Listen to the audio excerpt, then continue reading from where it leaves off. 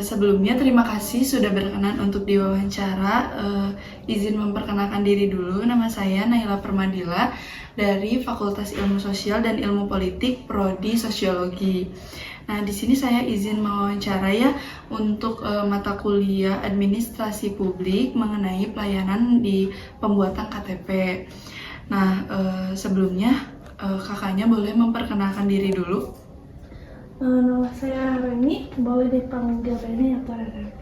Oke, terima kasih. Langsung saja ya ke pertanyaan pertama. Apakah waktu membuat KTP untuk pertama kalinya mengalami kendala atau tidak? Untuk itu sih pasti setiap kendala ada ya. Setiap pembuatan apapun, apalagi kan secara offline itu kadang kita harus ngantri. Selain ngantri juga persyaratannya juga pasti banyak ya. Kadang yang bikin ribet itu persyaratannya dan prosesnya juga lama karena sistem juga kadang error karena terlalu banyaknya gitu ya yang daftar bikin KTP gitu. Bukan hanya dalam satu orang gitu ya, dalam satu lingkungan, pasti kan itu dari banyak berbagai lingkungan gitu. Oke.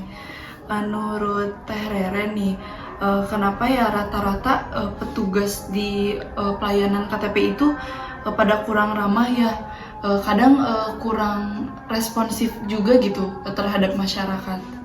Mungkin ya ada beberapa kemungkinan juga karena ya setelah banyak banget gitu kan orang-orang yang datang untuk daftar pembuatan KTP gitu kan, bukan hanya satu orang dua orang, dia pasti merasa lelah, capek gitu kan.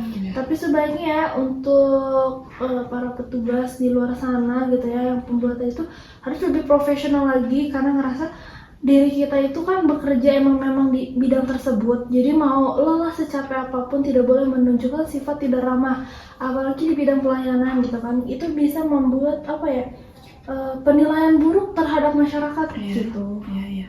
Menurut Teh Reren, bagaimana warga itu bisa ikut berkontribusi gitu atau menyalurkan gitu, menyuarakan agar pelayanan di kecamatan itu bisa benar-benar berjalan dengan baik gitu?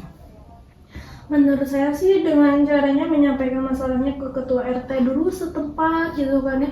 Setelah dari RT itu ke RW gitu, karena ya dari RT RW itu bisa menyimpulkan gitu ya keluh kesahnya warga terus meneruskan, terus diteruskan dari situ kan ke kelurahan, habis itu ke tingkat kecamatan gitu kan ya. Soalnya kalau misalkan kita langsung ngadu ke kelurahan, itu pasti banyak orang-orang kelurahan tidak akan ngerasa menyadari gitu bahwa ada kekurangan di warganya tersebut. Tapi ketika kita datang ke RT RW gitu kan, bisa dikelola dulu, habis itu disampaikan secara baik dan benar gitu kan, jadi bisa terrealisasikan. Bisa juga orang-orang tersebut kayak tidak perlu juga datang jauh-jauh ke kantor gitu. Oke, baik. Terima kasih sudah berkenan untuk diwawancara.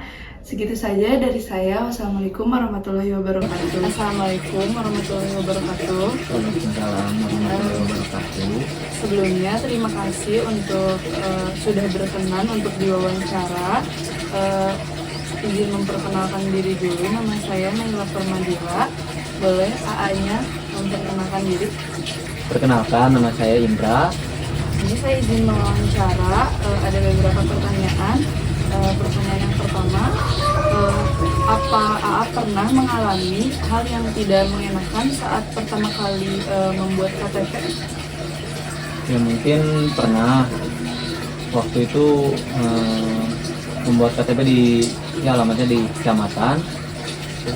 Terus ya mungkin hal yang tidak mengenakan ya mungkin lebih ribet gitu ya, harus ada persyaratan harus kakak terbaru, terus antriannya lambat banget, terus harus nunggu offline maupun online gitu.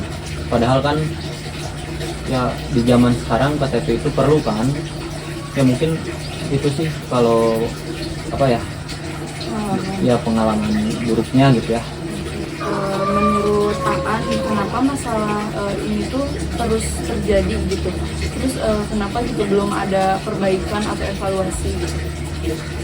Ya mungkin kurangnya pengawasan dari atasannya gitu kan, kurang ketatnya juga peraturan-peraturan dari atasannya untuk karyawannya mungkin. Terus petugasnya juga belum terlalu pelatih untuk menangani semua masyarakat gitu kan. Ada beberapa orang masyarakat yang ribet, yang nggak mau nunggu, yang ya mungkin jeleknya komplain gitu kan. Bagaimana dampak yang terkena dari buruknya pelayanan ini? Ya mungkin dampak buruknya ya bisa dibilang salah satunya susahnya nyari kerja, ya itu dari persyaratan juga kan. Persyaratan maksudnya kan KTP itu syarat pendorong buat kita masuk pekerjaan, tapi sistem cara buat apa sih ya, sistem dan prosesnya buat KTP itu ya emang benar-benar ya menurut saya lambat gitu kan, susah gitu. Jadi minimnya juga masyarakat yang ya malas-malasan buat bikin KTP ya karena ya prosesnya yang lambat, penanganannya yang kurang cepat dari pengawasnya, dari pekerjanya gitu. Oke, segitu saja mungkin. Terima kasih sudah berkenan untuk diwawancara. Assalamualaikum warahmatullahi wabarakatuh.